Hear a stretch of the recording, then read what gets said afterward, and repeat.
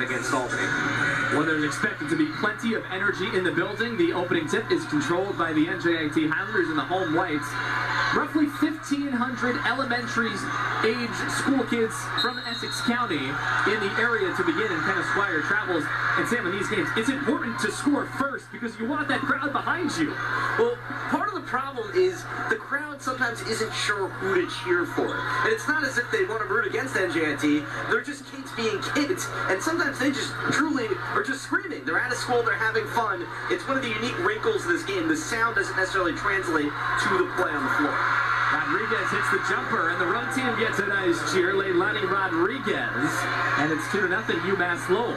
Yeah, nice to see the impact Rodriguez had this year. Missed a lot of time in her career. This one taken away, and the Riverhawks can take a quick 4 or even 5-0 lead. Watkins stops, kicks back. Here comes the 3-ball. Herrera, and it's down. A great start from the Riverhawks. The Riverhawks coming off their first win of the year. They've played hard all throughout the non-conference slate, and they're picking up where they left off in that win over UNH. The 2 turnovers for NJIT in its first 2 possessions. Trendy Williams here. Right elbow turning, floats. Airmail that one, but the catch from Anderson who puts it in, and the Highlanders on the board. Big for Lily Anderson. Interesting to see how NJIT presses and tries to force takeaways. Riverhawks going left to right very, very quickly. Short on the first offering, Durant, and tied up. Possession now, we'll keep it on this end.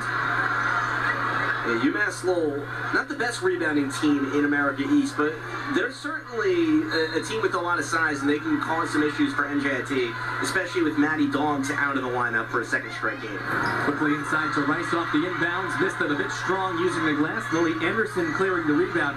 First quarter, the last time out for UMass-Lowell against UNH, 20-4. And that essentially put the game away if you want to look back, as Myers is short on this jumper.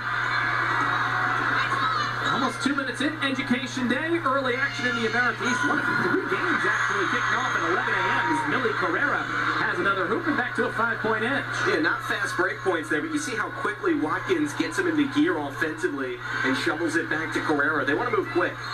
6 double-digit scoring games this year for Carrera. Foul inside, and it looks like it will be against Watkins. Our officials today, Brandon Enterline, Kaz Beverly, and Stephanie Barksdale. There's a look at the one of many schools, more than 15 schools in attendance, mostly elementary ages, some middle schools as well. Uniga, the first of 2, is down off the free throw line. Uniga attacking the basket there to set up these free throws. That's something that Mike Lane wants to see more out of her. Winko has missed a lot of time, so that has certainly altered the way they've played a little bit. We'll see when she gets back in, and Dogs missing the last couple of games, so a lot falls on Alejandra Zuniga. Gets 2 free throws there to get herself going. And Winko is available today, at least appears to be so. Closest to the substitution area, the end of the bench, if you will, right next to the assistant coaches, has missed the last 7 games. This is Lily Anderson, who has done nice in the stead of Maddie Dogs. Experienced post player, one of the more physical and vocal leaders down low. Zuniga couldn't get it to go. And the rebound controlled by Watkins, the team's leading rebounder at more than 6 per game.